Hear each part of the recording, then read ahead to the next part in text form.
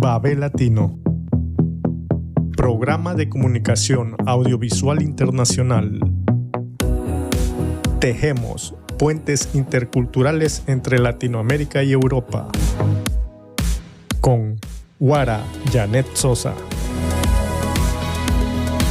Raíz Libre Fernanda León.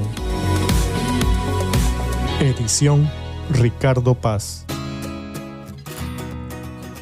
Bienvenidos a nuestro programa Babel Latino 361. Estamos aquí una semana más, un sábado más, saludando a la mitad del mundo en nuestro maravilloso país Ecuador y en nuestros otros mundos latinoamericanos. Desde aquí, Italia, pues saludamos a los oyentes de Radio Pichincha, saludamos a quienes nos siguen en redes y a los medios que se conectan, como son Voces Migrantes, como son Visión Latina, como son Radio Sensación en Murcia, obviamente Babel Latino, y pues decirles muchas gracias por los invitados que tenemos, ya les vamos a contar.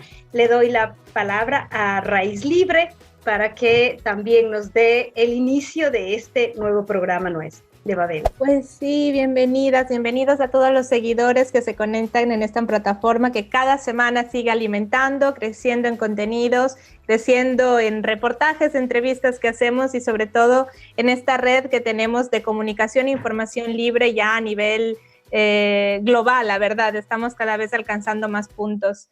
Les voy a agradecer una semana más por la participación y voy a hacer el deber de Ricardo, voy a informarles que estamos en Facebook, en Instagram, en YouTube, que pongan la campanilla, que activen las suscripciones, que nos dejen sus comentarios por donde quiera que nos estén siguiendo, porque este programa es interactivo, así que bueno, vamos a empezar el día de hoy, no con un debate de los que ya se tienen demasiados y se escuchan, sino con una conversación abierta entre profesionales, científicos, y vamos a hablar un poco acerca del tema de las vacunas y de la pandemia que lastimosamente seguimos viviendo.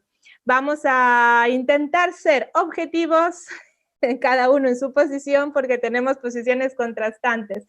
Tenemos a Gualtiero Valeri y a Camilo Pérez el día de hoy. Así que con esto vamos a empezar, ¿no, Patricia? Sí, así es, de contarles también de que la razón por la que hemos decidido, ya teníamos pensado, prácticamente nosotros hace un año, en marzo del año pasado, abrimos un chat, pese a que nosotros tenemos ya más de 13 años de programa, pero abrimos por primera vez un chat de WhatsApp, era con el objetivo de hacer intercambios de información justamente sobre el COVID, cuando aquí en Italia estaba el momento más álgido y grave de la pandemia y no llegaba todavía a América Latina. Entonces la intención era poder transferir información científica de doctores, de médicos que estaban en primera línea y que se pusieron a disposición. De eso han pasado ya más de un año y medio prácticamente y se fue transformando el chat en lo que ahora es un Babel internacional, intercultural, donde se vuelven, como todos los chats, unos contenedores de información. Ahí se ha generado ya algunas oportunidades, algunos debates, algunas discusiones respecto también a la información que se transmite sobre las vacunas y también diríamos los no vacunas, no vax, que se les dice aquí, y cada uno tiene sus razones. Evidentemente todo esto es más científico, como digo, esto no es religión, ¿no? Yo puedo creer como no creer, tenga pruebas o no. No haremos un debate, pero sí una aclaración o que cada uno de los dos científicos, porque es así lo que tenemos el día de hoy de invitados, lo interesante es Valeri, es un italiano que está en Ecuador, Camilo Pérez, un biólogo que es ecuatoriano que está en Argentina, y eso es Babel, esta confusión, este intercambio, así que agradecerles inmensamente a los invitados, y si están de acuerdo, pues nuestros invitados, obviamente, les vamos a dar la palabra a ellos. Primero, Camilo, para que te presentes, ¿sí? Nos digas quién eres, tú mismo, y después también Valerie. Y ahí ya comenzaremos con nuestras intervenciones. Quería agradecerles por la invitación y por poder expresar también mi punto de vista sobre este tema que nos compete a todos y más aún a la sociedad.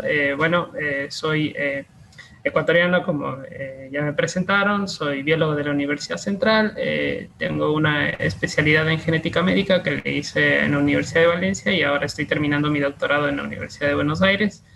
Estudio células madre, regeneración de tejidos, microfluídica, muy bastante relacionado con los temas biológicos y de usos virales, de usos de biología molecular, que son las nuevas tecnologías que se están aplicando para las actuales vacunas. Así que estoy intentando ser también lo más objetivo posible, siempre respetando los criterios del resto de las personas, que me parece que siempre en la discusión está el verdadero enriquecimiento de sí el conocimiento y llegar a algo lo más parecido a la verdad. Así que bueno, agradecerles la invitación y bueno.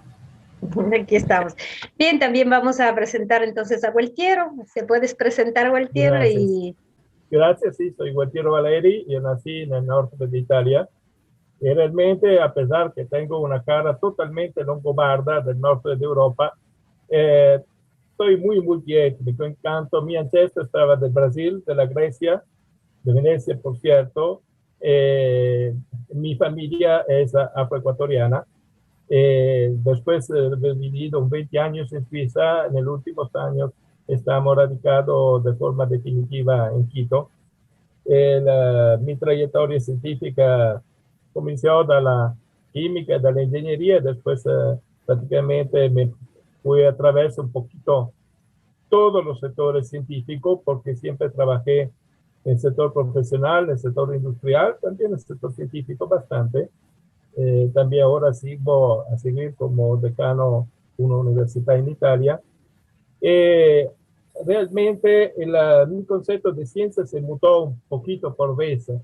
Mi compromiso siempre fue con la ciencia dura, pero a partir de cuando tenía 25 o 30 años, he puesto una visión un poquito diferente de la ciencia, vamos a decir una visión ético y filosófica, porque la ciencia debe estar algo para la humanidad, no la humanidad por la ciencia.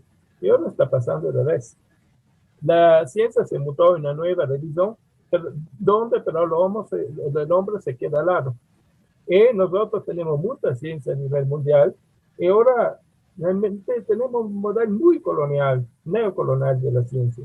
Así que yo a partir de la edad de 25, 30 años comencé a ponerme un poquito este problema de cómo debe ser la ciencia.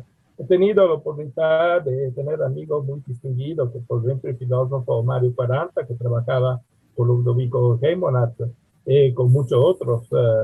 He tenido enlaces también a otros sectores en el mundo de la arquitectura, con personas como Bruno Zevi, por ejemplo, ¿no?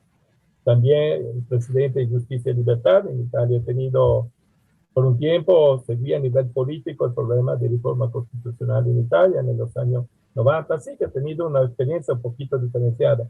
Ahora soy miembro de la Academia Pontificia Tiberina, una institución que tiene ya más de 200 años, abajo de la profesión vaticana, pero nosotros estamos totalmente autónomos. Desde 1948 tenemos total autonomía, solo tenemos este patrocinio. Con otra institución científica tengo enlace muy bueno con los colegas de Rusia, de Kiev, con la Academia Ucraniana de la Ciencia de Kiev, mucho con la Academia Rusa de la Ciencia, con amigos como el profesor Trofimov de Novosibirsk, y así que siempre me moví un poquito entre la industria, entre el sector de la investigación científica pura, decimos, y mucho orientada abajo de un asunto de tipo filosófico. Y por esto también está mi aprocio a la medicina, de cuando he tenido la oportunidad de tener contacto directo con los pueblos ancestrales. Siempre fui fascinado por la medicina ancestral, este inmenso conocimiento que tiene. En este momento estoy cooperando con un centro de investigación científica en Colombia que exactamente está siguiendo la medicina ancestral de los Agua de Colombia, del departamento de Nariño, con resultados muy, muy interesantes.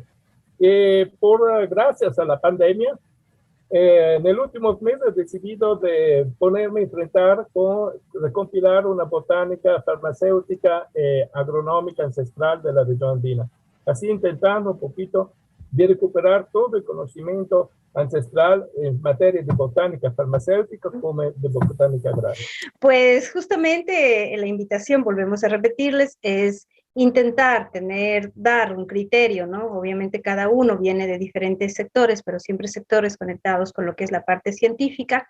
Y en esta vez vamos a dejar a Camilo que nos dé, hace pocos días incluso tuvieron un pequeño debate, recuerdo yo, en este chat, que fue el que nació. Después obviamente hubo otro tipo de criterios, pero a veces mientras se debate en una parte del mundo, nosotros dormimos. Y cuando nos despertamos ya no nos enteramos. Entonces dijimos, no, la cosa ideal es que tengamos la oportunidad de dar a quienes nos siguen y a quienes nos están escuchando en este momento el criterio de lo que puede ser el porqué del sí de la vacuna, o el por qué hay sectores también que se niegan. Aquí en Europa está sucediendo de todo. O sea, la obligación de la vacuna se está volviendo de verdad una atadura de libertad también importante. Hay que ver qué libertad defendemos, digo yo siempre.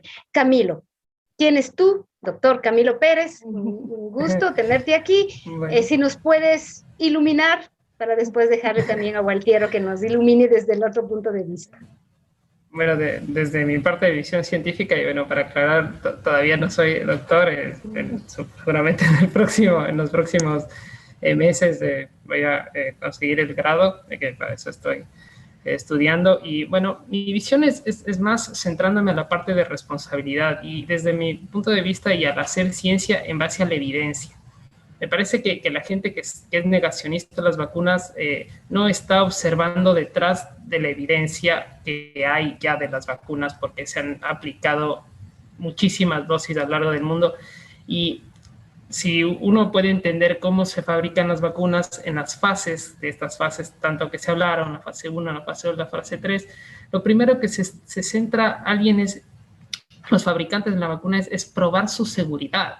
Que es lo primero que la gente antivacuna empieza a decir, no, que no es segura, que la vacuna te puede causar, no sé, una modificación genética por insertarte RNA mensajero de una porción viral o adenovirus asociados o diferente tipo de componentes.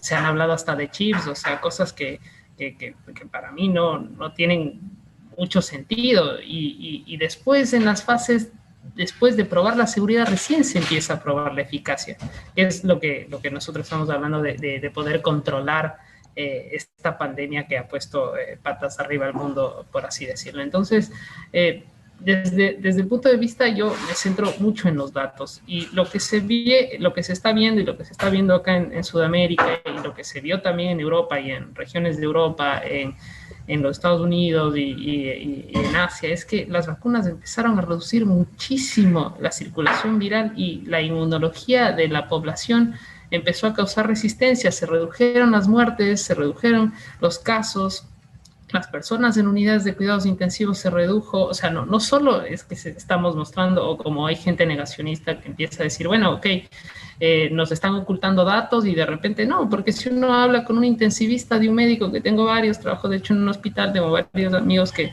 trabajan en diferentes hospitales, no, las unidades de cuidados intensivos bajaron un montón. ¿Cómo pasó esto? Cuando empezamos a vacunar. Entonces esa es evidencia científica de la que yo me baso y me ato para decir, bueno, no podemos negarnos hacia lo evidente, porque el rato que... ¿Cómo funciona la ciencia? Estoy muy de acuerdo que la ciencia sí se ha politizado, de hecho tiene sus vicios, lo vivo día a día, el vicio de publicar por publicar, por empezar a ver qué tanto gasto, para qué tanto puedo aportar a la ciencia. O sea, se ha vuelto igual económicamente muy centrado hacia el dinero y hacia los desarrollos, y esos son vicios que conozco, y también aprecio mucho la parte de la medicina alternativa, la medicina originaria, la medicina china, etc. Pero sin embargo, todo esto necesita evidencia, y además nosotros hemos evolucionado a justamente poder comprobar y hilar mucho más fino en estos temas, para con estas herramientas poder fusionar la parte buena de nuestra tecnología y también la parte ancestral, ¿sí? Entonces, pero siempre en base a la evidencia. Eso es lo que demuestra la ciencia, la evidencia, los datos, porque si no, yo puedo decir muchas cosas, y más aún en esta época de la posverdad y de estas cosas, cualquier persona dice su opinión y punto, y hay que respetarla, ¿no? Pero si me estás dando datos de cosas que no tienen evidencia, ¿hasta qué punto podemos creer? ¿O hasta qué punto eso me dice algo? Y luego niego y empiezo a causar y hago otro problema de salud pública. O sea, estamos saliendo de la pandemia y de repente los negacionistas me dicen que no me vacune y hay gente que le hace caso y es un problema de salud pública, es un foco, a tal punto de que se está hablando de pases sanitarios en el mundo. Se debate esto. La gente empieza a decir, bueno, empezamos a perder libertades. No, tú eres un problema de salud pública porque al estar contagiado, al no estar inmunizado, entras en un cúmulo de gente y produces un brote. Entonces, eso es a lo que yo me centro, respetando mucho los criterios de las personas, pero en mi caso yo creo que siempre tenemos que partir desde la evidencia, desde lo lógico. Pues gracias, Camilo. Ahora le vamos a dar a Gualtier también que nos dé su opinión respecto a la vacuna o al no vacunarse. ¿Cuáles son las bases por las cuales hay un gran sector, y especialmente en Europa? No sé, Camilo, ya nos dirás cómo está en Argentina, que está creando mucha resistencia respecto a las vacunas. Gualtier. Sí, gracias. Yo creo Te que pido un sería- favor, ¿puedes acercarte Sí, un poquito más el micrófono que se sí, te escucha un ¿se poco, escucha? ¿Sí? ahora un poquito mejor? Ok, ¿Se escucha bien? gracias. Gracias. Que si como estamos hablando de Sudamérica, es sobre todo dirigido a un público que está de Sudamérica. Nosotros aquí en Sudamérica me parece que tenemos más o menos 700 millones de personas. Yo creo que está un poquito interesante enfocarse en la situación sudamericana. Hablamos ahora de 700 millones de personas. De estas 700 millones de personas, mínimo, yo puedo evaluar, los datos están muy disperdidos, no está dato preciso, pero podemos evaluar que 200 millones son pueblos ancestrales, que tienen una su lengua, una su cultura, una su religión, y también tienen una su medicina. Ahora sabemos que fue un tratado de las Naciones Unidas del año 2007 exactamente, la Declaración de los Derechos de los Pueblos Ancestrales, donde se subraya que los pueblos ancestrales tienen derecho a una su lengua, a una su religión, a una su cultura y también a una su medicina. Esto sale un problema muy grande para una cierta estructura económica mundial. Porque hay 200 millones de personas, 300 millones de personas, que equivalente más o menos a la población de los Estados Unidos, que tiene una su vida propia, una vida que está conectada a su propia identidad, son 300 millones de personas que no están bajo de un sistema de una oligarquía financiera internacional. Esto molesta mucho porque, por ejemplo, hace un año y medio, poquito antes que comenzase la pandemia, fue un convenio sobre las plantas medicinales en Colombia. Y a la apertura del convenio recordamos, mínimo me parece, 3 médicos que fueron matados por promover la medicina ancestral. La medicina ancestral no es una cosa así y no puede entrar en un sistema de validación científica por sí como nosotros lo entendimos. Porque primero, son técnicas que tienen 10 o 20 mil años de análisis y profundización. Y segundo, pertenece a la identidad del pueblo. Ahora, intentar imponer a todo el mundo una práctica que puede estar buena, puede estar mala, no es importante, pero no pertenece a su cultura, es una violencia total respecto a los pueblos ancestrales. Y recuerdo que el desarrollo de la cultura como el desarrollo científico nace de la diversidad, no de la homogeneidad. Crear la homogeneidad significa parar el desarrollo científico, no solo pero cultural, también pero científico. Yo estaba hablando hace no mucho tiempo con un ministro de África, con su gobierno, con una empresa, tenemos un enlace muy bueno de cooperación. Este ministro me hablaba exactamente de este problema. Me ha dicho, pero dice, no, ahora no se puede viajar, no hay incidencia por el asunto de esta pandemia. Dice, nosotros no tenemos caso. Sí, pero me parece que ha tenido 200 casos. 200 casos, nosotros. ¿Cuándo? Tenemos un montón de problemas. Por cierto, no cuesta. ¿De dónde salen estos datos? Están en los databases internacionales. Bueno, es verdad. A mi noticia, ha dicho, yo vivo aquí, toda la vida la pasé aquí. También tengo un grado de tipo técnico científico, hemos tenido 12 casos. ¿Cómo puede declarar a nivel internacional que hemos tenido 200 casos? ¿Dónde está? Tenemos mucho más problemas. El año pasado hemos tenido 20.000 casos de malaria. Tenemos fiebre amarilla, tenemos también, lamentablemente, 30 o 40 casos cada año de cólera. Pero el problema del COVID por nosotros no existe. ¿Por qué? Se va a difundir este tipo de noticias. Escrito de un señor que vive en Nueva York o en Londres, en Ginebra, que nunca fue en nuestro país. Ella no sabe qué problemas tenemos realmente. Yo que nací aquí, que mi familia está de aquí, y no sabemos. Y realmente lo mismo me pasó más o menos hace unos días con un querido amigo, un jefe de una comunidad ancestral, donde se fueron a vacunar.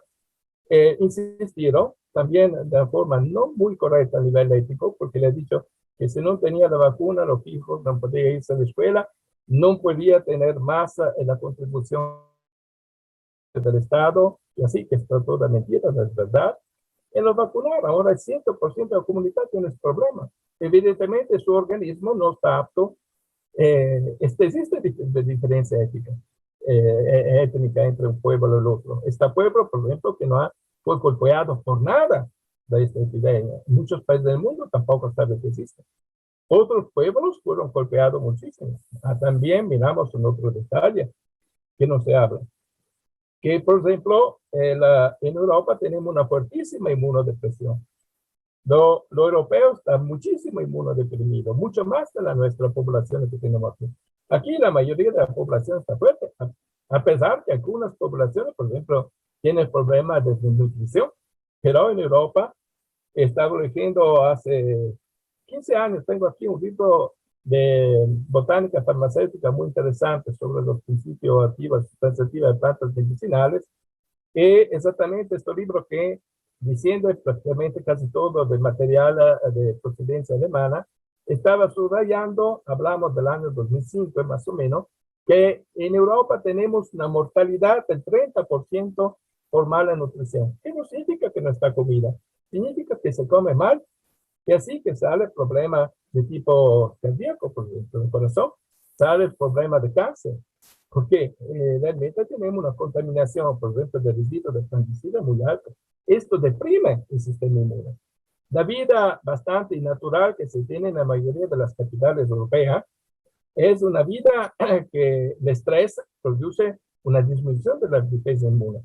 En países como en nuestro continente aquí, por ejemplo, la persona tiene un nivel de un sistema inmunitario mucho más eficiente. En África, por ejemplo, ¿por qué no tenemos tenido una difusión muy pequeña de virus? Lamentablemente en África, por ejemplo, tenemos una mortalidad por tuberculosis que está altísima. Esto significa que a frente de esta mortalidad muy alta, a pesar que el África ahora tiene 1.400.000 habitantes, el doble de Sudamérica, la persona tiene un sistema inmune mucho más eficiente, mucho más desarrollado que la población blanca, entre comillas, de Europa y de los Estados Unidos. Así que nosotros declarar que esto está un problema mundial no es totalmente verdad. Está un problema más del occidente que golpeó también algunas capitales de otros países. Cuando nosotros hablamos, por ejemplo, de Wuhan, están las ciudades de 11 millones de personas. Yo tengo enlace todos los días con los chinos. Tengo mucha amistad con muchos chinos en Guangdong, en muchas provincias, colegas. Por ejemplo, alguna provincia tiene 1.000 ciudades, de pronto ponen 200 casos. Otros me dicen, yo nací en campaña, en donde viven mis padres, tampoco sabe que me fue una epidemia, porque nadie ha tenido esos problemas. Así Vamos a, Gualtiero, perdona que interrumpa, pero es que precisamente hablando un poco de las ciudades, del sistema de las defensas también de las personas, no se ha visto en esta pandemia lo variante que es. Y yo voy a hacer una pregunta en este sentido. si es una enfermedad que varía tanto a nivel genético, porque tiene muchas variantes, muchos tipos diferentes de la misma enfermedad con yo a nivel científico no sé, yo digo lo que se escucha, que es la delta, la iota, la primera, la segunda ola, en fin, aquí ha sido un empezar y no se ve mucho el final. Si es una enfermedad que varía tanto, y varía de persona a persona, porque uno puede tener COVID y no sentirlo, y otra persona más o menos de las mismas características puede ser mucho más vulnerable. Al ser esto tan variante, ¿cómo sabemos a nivel de cura o terapia que la vacuna es efectivamente eficaz? O sea, que ya sean seguras, no lo vamos a poner en duda, pero que sean eficaces ante una enfermedad que es tan variante, ¿cómo lo podemos saber? Camilo, vamos a escuchar a Camilo primero. Bueno, solo para añadir un poco lo del sistema inmune, medirlo es complicado. No sé, habrá que revisar los datos sobre qué tanto los sistemas inmunes de las poblaciones aborígenes o indígenas de América del Sur y de África puedan ser comparables mediante metadata, porque uno en ciencia, cuando intenta obtener algo como la verdad, analiza macrodatos, porque analizar poblaciones de 200, 300 personas siempre va a haber sesgado el dato, ¿ok? Eso en primer lugar. Segundo, la vacuna en sí tiene una eficacia que se comprueba mediante los estudios. Y luego es una eficiencia real.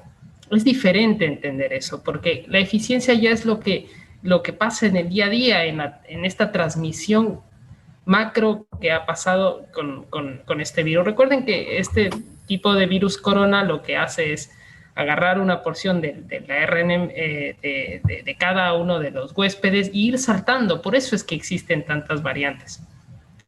Y el sistema inmune reacciona diferente en cada persona a cada variante. Es por eso que se ha vuelto tan complicada esta enfermedad. Y justamente para poder detener esta variabilidad y estas cepas no sé si cepas, es decir, variantes, estas variantes virales que están pasando, lo que necesitamos es reducir esto de que pase de persona a persona, porque al pasar de persona a persona se está llevando una porción de RNA de cada una y empieza a hacerse más fuerte, y el virus empieza a tener variantes que se pueden saltar la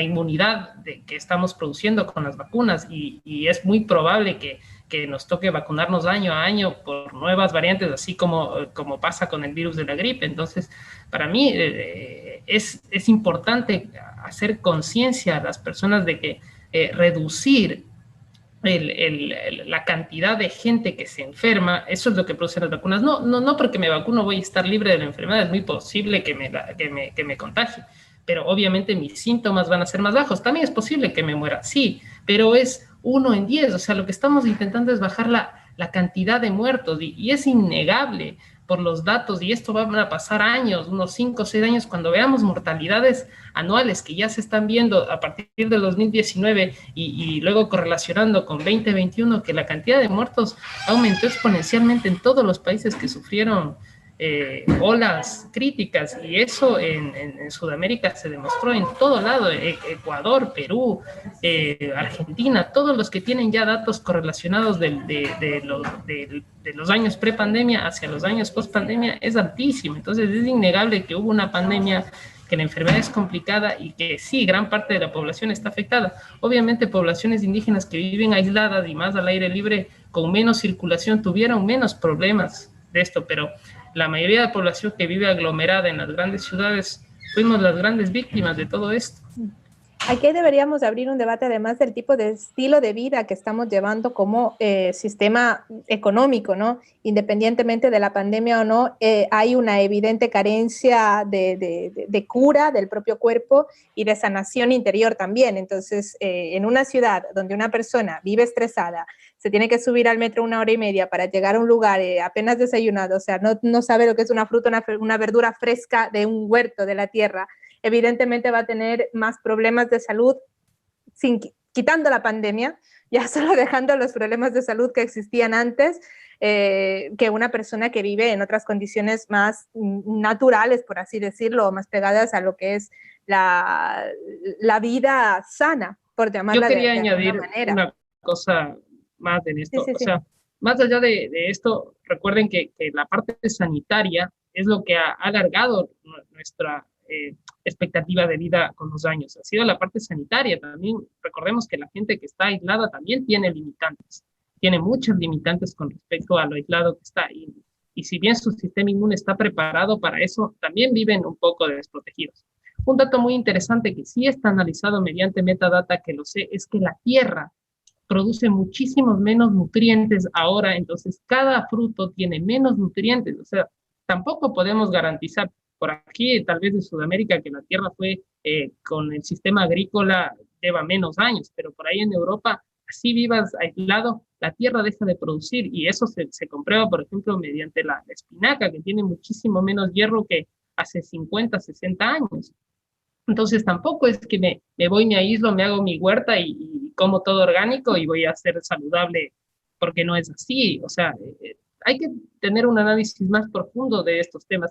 Yo respeto muchísimo y además admiro la medicina ancestral, la medicina alternativa y todas estas variantes, pero tenemos que darle el plus de la ciencia cuantitativa que nos ha permitido mediante datos corroborar cosas que creemos, o a veces que creemos que eran ciertas y no son ciertas, porque luego hacemos un macroanálisis y decimos no, y nos ha pasado, pero con un montón de cosas.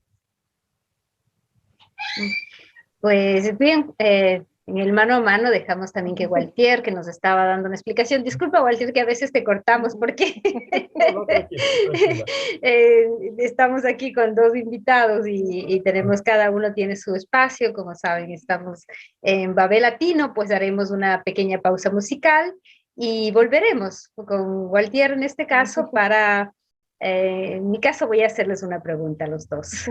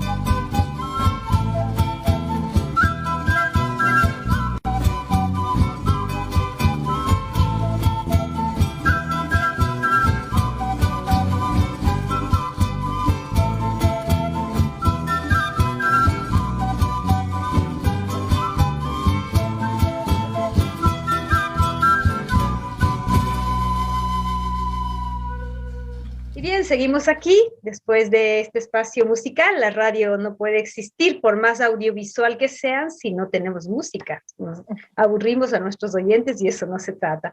Estamos hablando de un tema interesantísimo, por otro lado, el criterio científico del por qué si las vacunas y en este caso también, Gualtier, que yo me hago otra pregunta, Gualtier, respecto a la situación. Yo más allá de poner como ha dicho Camilo, la evidencia científica que está por delante, ¿no? Porque definitivamente aquí en Europa ha sido, y en muchas partes del mundo ha sido realmente, no digo una catástrofe, pero y ya lo decías tú, hay muertes por malarias, hay muertes por hambre, hay muertes por guerra, o sea, eso es indudable. Llego a un punto de creer que el problema fundamental, más allá del tema de la ciencia, sin contar que también aquí hay grandes farmacéuticas que están atrás de todos estos intereses, porque siempre hay intereses económicos, es que es fundamentalmente una transversalización de esto. ¿En qué sentido? Yo me he puesto en esta idea, ¿no? De decir, aquí nos están vacunando Raimundo de todo el mundo. Yo me vi obligada a vacunarme por una situación personal y familiar, ¿no? ¿Cómo se puede obligar a gente joven? O sea, yo veo aquí un problema ya social que es de libertad. ¿Hasta qué punto vamos a poder nosotros? Yo estoy de acuerdo con las vacunas por prevención de los otros y por prevención de mí misma. Y eso yo digamos, lo viví en carne propia cuando estuve bloqueada en Marruecos sin poder volver por casi 40 días. Y sentí que era una irresponsabilidad de mi parte haber viajado sabiendo que ya aquí en Italia la situación era grave y que en cualquier momento o podía contagiar o podía contagiarme, ¿no?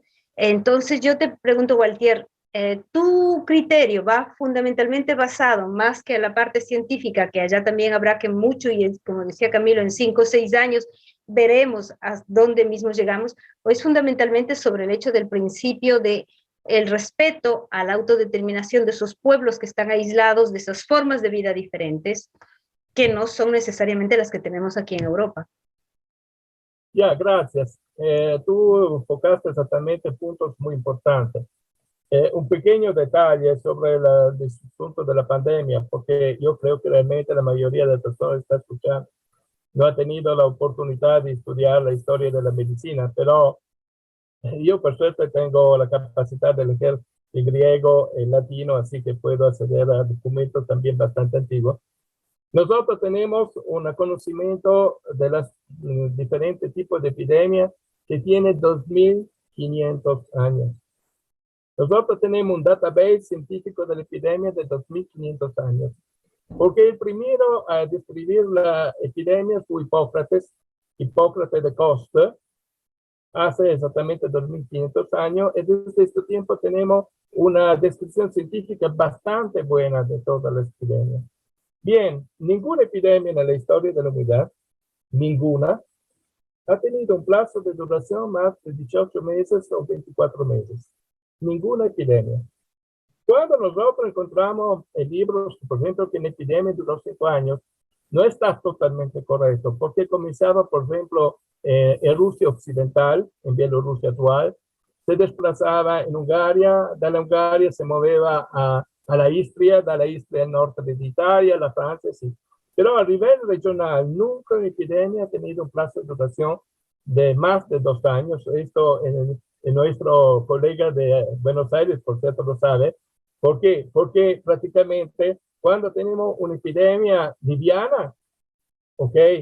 ¿Qué pasa? Que el sistema inmune va a producir anticuerpos por un tiempo. Y como, por ejemplo, como un virus, como fue lo que estamos hablando ahora, podemos considerarlo ya totalmente ubiquitario. Siendo ubiquitario significa que todos hemos tenido contacto con el virus. ¿Ya? Y por esto tenemos anticuerpos. En este caso, hacer vacuna a la persona que ya tiene anticuerpos es medio peligroso. Todavía el virus es muy agresivo, por ejemplo, ¿qué pasa? Que la persona muere. Poneme caso, por ejemplo, para hacer una cosa. Hablamos de COVID, tenemos una mortalidad, hemos tenido una mortalidad, no letalidad, mortalidad del 0,2%. Cuando hablamos de ébola, por ejemplo, la letalidad del ébola, cuando la ébola golpea una comunidad, prácticamente casi toda la comunidad se enferma de ébola, mínimo un 60-70% de las personas, y la mortalidad está entre 30, la letalidad está entre 30 y 60%. ¿Esto qué significa? Que todas las personas golpeadas, el virus se extingue. El virus mismo se extingue, porque el virus no es una bacteria. Una bacteria tiene una vida propia. El virus no. El virus es un parásito obligado. Así que se muere el organismo, el virus se extingue. Así que es interés del virus, porque la vida tiene una característica. La vida es algo de inteligente, siempre. El virus es algo que no es tampoco vida, porque es poco más que una macromolécula, pero tiene su exigencia de difundirse. Así que nosotros en el organismo tenemos más o menos 30.000 virus que claramente no son patógenos, que son perfectamente adaptados a nuestro organismo. Así que un virus, no es que un virus cuando se muta se vuelve más agresivo. Un virus cuando se muta tendencialmente debe volverse menos agresivo. ¿Ya? Además tenemos un detalle que se ha dicho muchas veces ahora que los virus mutan de forma casual. Es media verdad. En 1960, tomamos un libro de 1960, se mutaciones casuales. Ahora existe teoría matemática bastante precisa aplicada a la biología que está demostrando, y se está desarrollando todavía esta teoría, no son completas. Son hipótesis que están llegando a ser teoría, que las mutaciones son adaptivas. Así que realmente la genética moderna está saliendo, no es una cosa bien conocida, pero parece que tenía casi más razón Lamarck, que hablaba de mutaciones adaptivas, que Darwin, que hablaba de mutaciones que mataban o vivían, prácticamente no. Parece que la vida tiende a adaptarse. Y así el virus no tiene ningún interés de matar el organismo, porque se mata el organismo, muere el mismo. Un virus, cuando un cadáver puede existir por 2 horas, 3 horas, 4 horas, cuando inicia el proceso de descomposición. También particularmente he tenido una larga experiencia de tanatología trabajando con el Departamento de Medicina Legal. Cuando inicia el proceso de descomposición, el bacteria puede vivir, el virus tiende a extinguirse. Así que prácticamente el virus no tiene un interés a matar a la persona. Tiene interés a la persona viva. Si muere la persona, muere el mismo. Respecto a cuánto tú dijiste sobre los derechos, sí, es un problema grandísimo. Porque si nosotros hablamos de la Declaración de Ginebra, que fue dada en el 1948, que es la base de la profesión médica hoy, del Derecho Internacional de Profesiones Médicas, al punto 10, la tengo aquí exactamente, dice: no emplear mi conocimiento médico para violar derechos humanos y libertades ciudadanas, incluso bajo amenaza. Punto 10 de la Declaración de Ginebra, o esta a nivel internacional, está como ley internacional. Yo soy químico, realmente debo especificar que, pero lamentablemente por asuntos de la vida, he tenido que interesarme mucho de derechos humanos, así que me he puesto también un grado honoris causa en Derecho Internacional, porque a partir de 1991 me probé involucrado a ayudar a muchos prófugos que llegaban de la guerra de Yugoslavia, con una historia terrible. Esto, vamos a decir, me golpeó bastante, por esto me soy puesto un poquito abajo del problema de considerar el derecho internacional un poquito como base por puntos de referimiento por cuál que debe ser la libertad del individuo, y esto también involucra la ciencia, porque la ciencia está parte de nuestra vida, no está fuera de nuestra vida. Hoy la ciencia tiene influencia profunda en nuestra vida. Sí, Walter, la verdad es que tiene razón. Vamos a escuchar ahora a Camilo. Voy a subrayar una cosa, es verdad, el derecho de decidir, ¿no? Pero muchas veces decimos, pensemos en los demás, vivimos en sociedad, no puede ser individual el derecho y luego todo lo demás ser colectivo. Son derechos colectivos y libertades colectivas a la vez. Entonces es una esfera bastante complicada, y lo digo yo que precisamente no soy una que todavía se ha vacunado, menos aún ahora esperando la bebé que espero, ¿no? Porque he tenido un cierto respeto y digo, bueno, a ver, veamos si es el caso de hacerlo ahora y probablemente Camilo diría, sí, es el caso porque estás en una situación todavía de más vulnerabilidad, cuidando y llevando una vida adentro, y quién me diría ni loca porque los efectos secundarios. Entonces uno se encuentra muchas veces en ese debate, en ese punto intermedio de decir, ¿qué es lo mejor? Porque sabemos que desde el punto de vista científico hay un rigor, sabemos que detrás de las vacunas, en todo caso, rige un mercado, y ante eso también, hablando anteriormente con Camilo, pues yo tuve alguna manifestación de duda, digo, bueno, si la eficacia es, o la eficiencia de las vacunas resulta ser que limiten las variantes, deberíamos ponernos la vacuna que más nos proteja ante todas las variantes, y parece ser que hay demasiadas, ¿no? Que no han hecho una muy eficaz, sino que han hecho como 10 y unas valen y otras no, y en algunos sitios valen unas y en otras valen otras, entonces obviamente estamos confundidos y tenemos dudas. Vamos a escuchar ahora a Camilo sobre lo que tiene un poco que decir ya para terminar, y porque no nos da más tiempo, ya estamos a 10 minutos de terminar el programa, pero queremos escuchar también un poco ese punto de vista y una recomendación final, más allá del ser pro o anti. Yo creo que lo que debemos ser e intentar es clarificar los mensajes para que todas las personas que puedan llegar a tener dudas tengan una información verídica en este pequeño espacio que es nuestra pantalla de Babel Latino.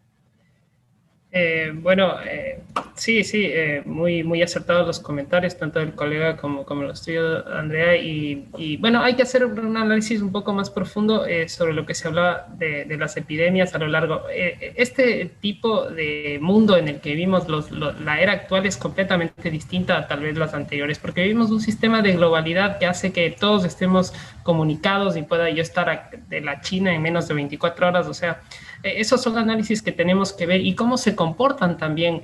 Justamente al virus no le interesa morir, es cierto, eso es lo que le hace tan especial, se hizo pandémico, ¿por qué? Porque 2% de letalidad, bueno, entonces se pasaba, los asintomáticos se saltaron, eso transformó esto en una pandemia. Y creo que el análisis de cómo el virus reacciona nos toca estudiarlo de aquí a 10 años. Si es que el virus desaparece, ojalá, o si no, vamos a tener que convivir con la nueva gripe. Entonces, tenemos que hacer un análisis un poco más profundo y con datos que aparecerán a partir del 2020 hasta quién sabe cuándo. Otra cosa, para ir un poco cerrando, es no hay vacuna buena ni vacuna mala. Eso sí me parece uno de los vicios de la ciencia de politizar cosas. Pueden haber unas más eficaces, otras menos, sí, seguramente, pero todas cumplen un rol, o sea, todas suman un grano de arena para proteger al colectivo. Y sí, y eso es pensar en verdadero... como en sociedad, ¿sí? Me vacuno ¿para qué? Para proteger al resto, para lo que les explicaba antes, para que el virus deje de ir saltando, y se intentó probar lo de la inmunidad de rebaño y no funcionó. Suecia lo intentó hacerlo y tuvo que ir para atrás porque tenía mortalidad el triple o el cuádruple que sus vecinos nórdicos. Entonces, ¿por qué? ¿Por qué puede pasar eso? ¿Por qué es tan diferente esta vez que las otras veces? Esto justamente porque es un virus nuevo, por eso se dice nuevo coronavirus, porque es un virus nuevo, no conocemos, hay muchísimos virus, si ni siquiera la fauna o la flora podemos describirla completamente, los virus aún menos, porque no los podemos ver, son organismos que medio son vida o no, necesitan un huésped para desarrollarse, no tienen metabolismo propio, entonces mientras el humano va colonizando más esto para mí es un problema también ambiental porque empieza a ir a los bosques, empieza a ir a las selvas, empieza a ir a eso, van a empezar a aparecer más. Y obviamente nuestro sistema inmune al vivir en ciudades, la gran mayoría de poblaciones no está preparado para estos virus, ¿sí? Y entonces eso es lo que le da variabilidad a todo esto. Y bueno, mi recomendación final es que todas las vacunas funcionan, han demostrado seguridad, han demostrado eficacia, algunas más, otras menos, pero para mí es un acto de amor propio y amor hacia todos, poder vacunarnos y con esto empezar a paliar un poco tanto sufrimiento que ha causado esto, tanta gente que ha perdido seres queridos, no solo mayores, de todas las edades, y bueno, eso es mi punto de vista, respetando siempre el punto de vista del resto de personas, pero considerando que necesitamos ver el bien de todos, y ahí está la evidencia no nos miente. Galtiero, ¿tú nos quieres dejar un mensaje final, una opinión? La cosa que quiero subrayar, exactamente porque muchas veces está una frase de Einstein que me gusta mucho, que dice, Albert Einstein es mi escritor preferido porque no escribió solo de física, pero también muchísimo sobre los derechos humanos. Ha dicho, Juan, en medio de toda la fórmula de ecuaciones, no perdide de vista el ser humano, porque el hombre está siempre al centro de todo. En otra frase de Goldoni, traída Carlo Goldoni, el comediógrafo veneciano, amigo paisano, que en su memoria italiana escribe acerca de Nobile Cornaro, uno de los 12 de la ciudad de Venecia. Este señor vivió hace 110 años. Escribe, viví de enfermo por morir sano. Miramos mucho más que en nuestra sociedad no debe existir ni la enfermedad ni la muerte. Esta es la blasfemia, porque la enfermedad y la muerte está parte de la vida. En el Fausto de Goethe, Mefistófeles, un tipo un poquito así, pero también simpático tal vez, dice, cual que nace está destinado a morir. Así que nosotros no tenemos la vida comprada. Y debemos aceptar que existe la enfermedad y la muerte también. ¿Quién es que tiene miedo de la muerte? ¿Quién nunca ha vivido? Pero si uno nunca ha vivido, ¿qué le parece de morir? Está un vegetal, están los zombies. Lamentablemente, nosotros estamos viviendo en una sociedad de zombies, de personas que tienen miedo a la muerte porque nunca han vivido. Tenemos presente que en el nacimiento una persona tenía la esperanza de vida como hoy en África, 40, 45 años. Leonardo da Vinci murió a 67 años. Baltasar Castellón escribe viejísimo hombre, murió a 67 años. Porque a aquel tiempo un hombre, cuando Baltasar Castellón escribió, tenía 62 años, Leonardo da Vinci estaba un hombre de una edad bastante adelantada. Hasta eso nosotros vivimos hasta 80 años y todavía no basta. Además, un otro detalle, yo descubrí hace unos años que sí, con el sistema de salud todo, se prolongó mucho la esperanza de vida. Pero, por ejemplo, nosotros aquí en el Ecuador, antes de 2008, teníamos 300, 400 personas de edad mayor de 100 años. 300, 400 personas de edad mayor de 100 años. Entre ellos, nuestro amigo de familia, unos ácidas, que murió a 127 años. Yo y mi esposa todos creíamos que tenía 80 años máximo. Tenía 127 años. La esperanza de vida del ecuatoriano subió muchísimo. Parece pasó de 60 a 65 años hace más de 80 años. Pero todo vive hace 80 años, pero de enfermo. Exactamente como ha dicho Carlo Goldoni, murió de sano, vivió de enfermo, pero murió de sano. Esto es una verdadera enfermedad social, porque no existe solo enfermedad por virus, por bacterias, existen también enfermedades sociales. Sí, seguro. Nosotros vivimos en una sociedad enferma. Estamos enfermos en una sociedad enferma. Recuerdo también otra frase de Borges, La ciudad de los inmortales, que cuando el protagonista llegó a la ciudad de inmortales, se encontró en una ciudad donde vivía momia, que tenía 1000 años, pero estaba momias. Esto consumió el agua de la vida y después de 2000 años se puso en busca del agua por poder morir. Porque Cualquier, no puedo más, tengo que una vez más cortarte, discúlpame, porque estamos ya terminando. Muy interesante cada uno de vuestros aportes, de verdad, nos enriquece muchísimo. Camilo, agradecerte inmensamente. Esperamos que termines tu doctorado y regreses al Ecuador, si ese es tu deseo, al poder revertir ese conocimiento. Y de hecho hacen falta esta profundización científica de la genética, de todo lo que también permite que ahora el ser humano viva tanto, ¿no? Tal vez incluso demasiado aquí en Europa. Y que queramos seguir viviendo y contando claro, cuentos también es sin derecho, cuidarnos, además, que eso tampoco está bien. Eso también es verdad. es un derecho. El mensaje que creo que podemos traspasar es que antes de buscar una solución efectiva de la ciencia, también tenemos un poco, ¿no?, que ver hacia nosotros mismos dentro, ¿no? Y ya que los científicos nos curen, que las vacunas nos ayuden o no nos ayuden, ya es otro cuento, pero como seres humanos tenemos que aprender a cuidarnos más seguramente. Sí. Eso sí. A Walter, yo Valerie. quiero agradecerles mucho por la invitación y sí, bueno, esa es la idea, ¿no?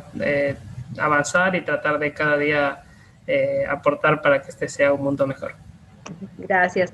Walter, también agradecerte, decirte que es un gusto saber que vives en nuestro país, que amas nuestro país, siendo de aquí tan vecino que estamos aquí en Feltre, muy cerca a Padova, y que tú has revertido tu conocimiento y tu experiencia y nos dejas también esa marca de ser humano, de los derechos, porque aquí lo que hemos hecho tanto de un modo como de otro, es un derecho a la vacuna, para mí lo es, como es un derecho tal vez el decir, yo no me vacuno, pero protejo a los otros de otras maneras, porque de alguna manera la vida hay que defenderla, hay que cuidarla, hay que amarla, y no solo del ser humano, sino de toda la naturaleza. Yo les agradezco inmensamente por este programa, de verdad. Ojalá más rondas científicas, así nos enteramos de verdad, porque lo que se ve en la tele es crear un caos tremendo siempre. Entonces, estas conversaciones un poco nos reactivan otros paralelos, otros senderos para podernos informar. Así que muchísimas gracias a los dos. A Valeria, agradecerle y todo lo que me dice enriquece mucho y todo lo que comentó en el programa y bueno, como dije en un inicio en la discusión está el verdadero enriquecimiento y agradezco por sus opiniones y su conocimiento también. Y nos vemos en la próxima. Síganos. Sigan con Radio Pichincha.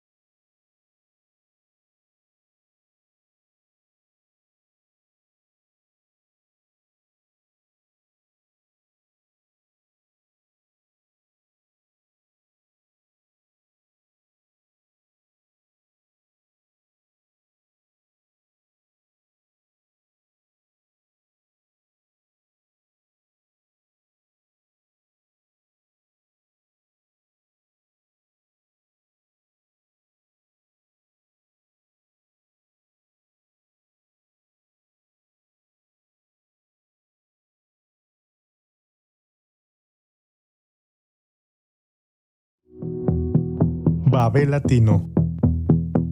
Programa de Comunicación Audiovisual Internacional. Tejemos puentes interculturales entre Latinoamérica y Europa. Con Guara Janet Sosa. Raíz Libre Fernanda León. Edición Ricardo Paz.